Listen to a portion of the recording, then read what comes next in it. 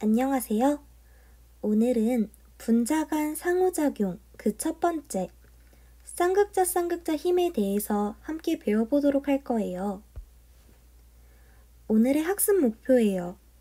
오늘 수업을 통해서 여러분은 분자 간 상호작용의 크기와 끓는 점의 관계를 알 수 있고, 분자 간 상호작용 중 쌍극자 힘을 이해할 수 있을 거예요. 자, 그럼 함께 시작해 볼까요? 단원의 제목을 기억하나요? 물질의 세 가지 상태와 용액이죠. 물질의 세 가지 상태에는 어떤 것이 있을까요? 맞아요. 고체, 액체, 기체가 있어요. 우리 잘 알다시피 고체는 입자 사이의 간격이 가깝고 모양을 유지하며, 기체는 입자 사이의 거리가 멀고 모양과 부피가 일정하지 않아요. 이 세 가지 상태는 온도에 따라서 변할 수 있었죠.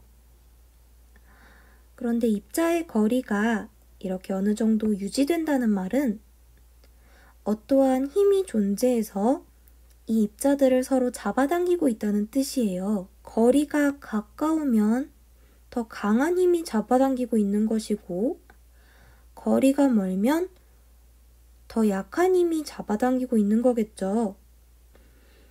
기체는 고체나 액체에 비해서 입자 간의 거리가 멀어요. 즉, 기체는 같은 조건에서 고체나 액체에 비해서 분자 간 힘이 약하다는 것을 알 수 있어요.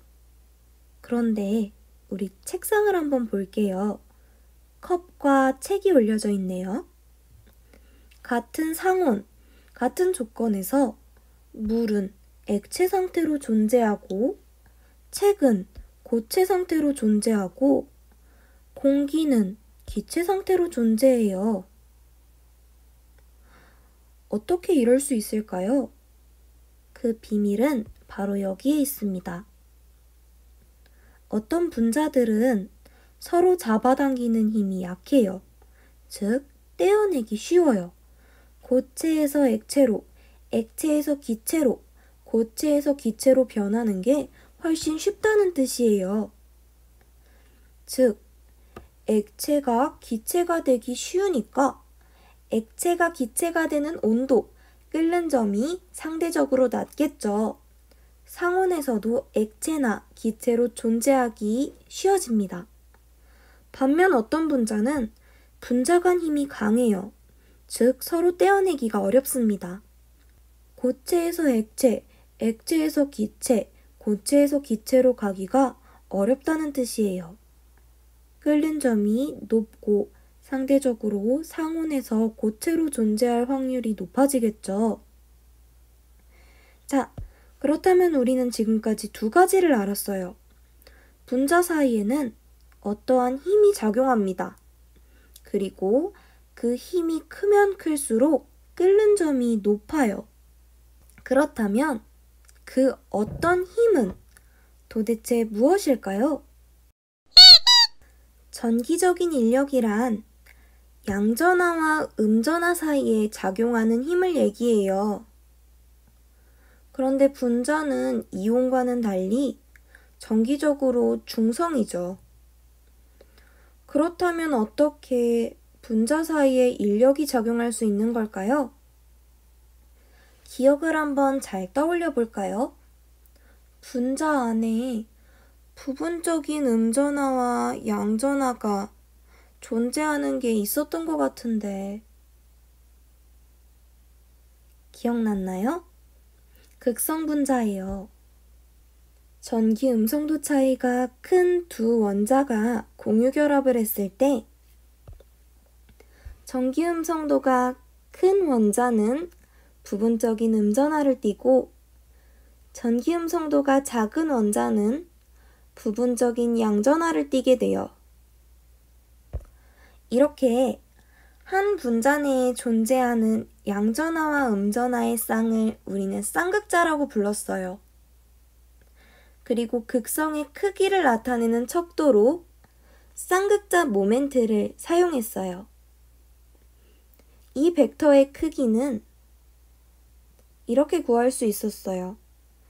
전하량과 두 전하 사이의 거리의 곱, 즉 전기음성도 차이가 크면 클수록 부분 전하의 크기가 증가하고 쌍극자 모멘트가 크게 나타났어요. 이처럼 분자 내에 쌍극자 모멘트가 존재한다면 분자 사이에서도 정기적인 인력이 존재할 수 있어요. 어떻게? 바로 이렇게요. 이처럼 이웃한 극성 분자의 쌍극자 사이에 작용하는 정전기적 인력을 우리는 쌍극자 힘이라고 부른답니다. 쌍극자 모멘트가 클수록 이 쌍극자 힘의 크기 또한 커져요. 자, 그렇다면 우리 오늘의 학습 목표가 두 개 다 해결되었는지 확인해 볼까요? 첫 번째, 분자 간 상호작용의 크기와 끓는 점의 관계를 알 수 있다. 우리는 분자 간 상호작용의 힘이 크면 클수록 끓는 점 또한 높아진다는 걸 알았어요. 특히 쌍극자 힘의 경우에는 쌍극자 모멘트의 크기가 클수록 쌍극자 힘이 커지고 곧 끓는 점도 높아졌어요. 두 번째, 분자 간 상호작용 중 쌍극자 힘을 이해할 수 있다. 쌍극자 힘이란 무엇이었죠? 맞아요. 극성 분자의 쌍극자, 이웃한 극성 분자의 쌍극자 사이에 작용하는 정전기적 인력을 쌍극자 힘이라고 불렀어요. 와, 그러면 문제가 다 해결됐네요. 정말? 아직 해결하지 못한 문제가 하나 남아있어요. 우리는 쌍극자 모멘트가 있는 극성 분자만 설명할 수 있어요. 그렇다면 무극성 공유결합을 하거나 쌍극자 모멘트의 합이 0인 무극성 분자 사이에는 어떤 힘이 작용하는 걸까요? 그건 우리 다음 시간에 같이 배워보도록 할게요. 오늘 배운 내용을 잘 복습하고 다음 시간에 배울 내용을 미리 생각해 주세요. 다음 시간에 다시 만나요. 안녕.